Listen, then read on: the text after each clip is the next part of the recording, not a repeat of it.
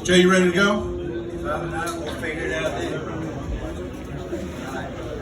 Ladies and gentlemen, would you put your hands together for Just Jay? What's up, everybody? Man, I have to admit, I have not gotten used to being in rooms this big with this many people looking at me and not being able to see a judge or a jury box. So I'm Just Jay, I'm 43 years old, and I spent the first 41 years of my life in Florida. Hold your applause, I said Florida, it can't get worse. First thing I want to do is bust some stereotypes. As you can see, I am not fat as fuck. And as you can tell from my smile, I don't have a meth addiction. I promise you, I have never hooked up with or tried to hook up with anybody I was related to, though I am adopted. And I have never lived in a house that had more appliances outside than inside, though I've known some people who had. I managed to flex my stupid in other ways. How many people here like tattoos? Woo. Yeah, I love tattoos, and I'm dying to get a real one. I mean, that's not to saying these aren't real. They're real. It's not like they're scratch and sniffs. Though, if there was a scratch and sniff tattoo, I would definitely be up for getting these nuts done up like the Eminem characters. How fun would that be to just go around telling everybody, you're melting your mouth, not in your hand? No, so I've never gotten a tattoo in a tattoo shop. I had to go to some of the roughest gated communities the state of Florida had to offer to get the ones I got. Couldn't ever stay out of trouble. Was always in and out, more in than out. And when you live life like that, it's like being invited to an orgy on the set of my 600-pound life.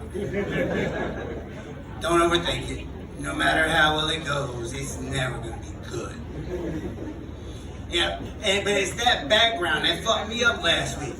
I broke up with a girl and lost my job on the same day, not even an hour apart. And if I'm being honest, I wouldn't have broken up with my girl if I had known I had lost my job. Because she conveniently still has a job and a vagina. Two things I don't have right now.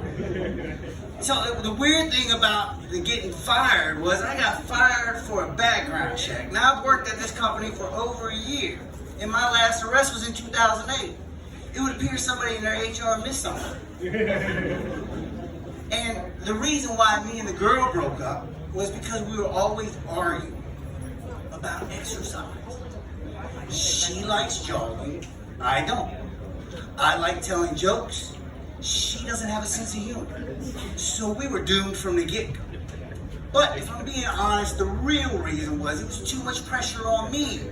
Charlotte has way too many Captain Save-A-Hoes in police.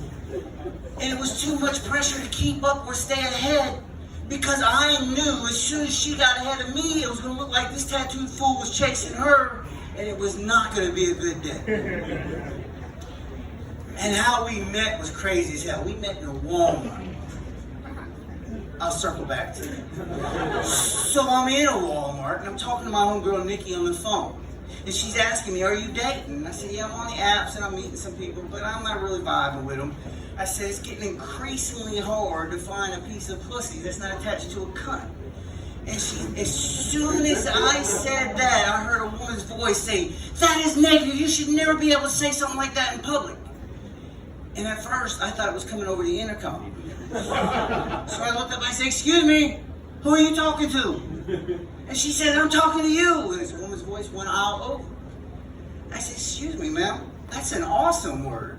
She says, no, it's negative. I said, no, ma'am, it's great. I wish I had a word just like that worked for stacks of cash and Lamborghinis. She said, what do you mean? I said, simple. I said the word cunt one time and one magically appeared one aisle over. If I had a word like that worked for stacks of cash and Lamborghinis, the world would never hear from me again. So we hooked up and then we broke up about jogging. Y'all have a great night.